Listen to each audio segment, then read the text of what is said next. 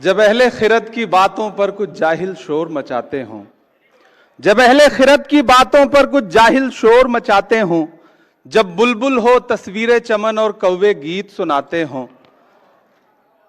जब चिड़ियों के इन घोंसलों में कुछ सांप उतारे जाते हों, जब माली अपने हाथों से गुलशन में आग लगाते हों, उस दौर में हम दीवानों से तुम कहते हो खामोश रहो।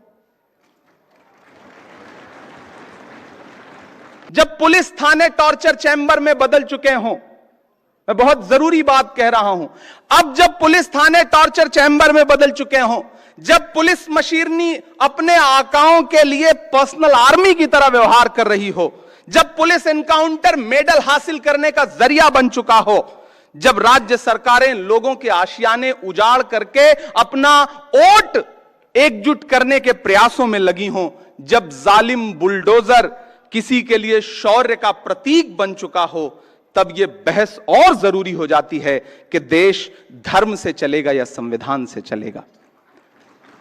साथियों, मैं अंत में आपसे बस इतना कहना चाहता हूं, कोई लंबी तकरीर नहीं, कि मौजूदा हाकिम के काम करने का तरीका बड़ा अलग है।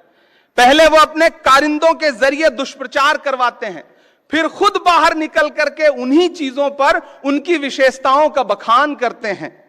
आप कैसे भूल सकते हैं कि दशकों से देश की संसद की महत्ता को कोसने वाली पार्टी के प्रधानमंत्री बनकर 2014 में जब नरेंद्र मोदी जी देश की संसद में पहुंचे थे, तो सबसे पहले उन्होंने देश की संसद की सीढ़ियों पे मत्था टेका था।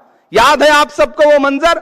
और उस मत्था टेकने का अंजाम क्या हुआ कि महज 10 साल के अंदर उन्हीं सीढ़ियों से बनी हुई संसद को बदल दिया उन्होंने। पुरानी संसद बदल के नई संसद कर दी। इस बार उन्होंने संविधान को मत्था टेका है, तो खतरा बढ़ गया है।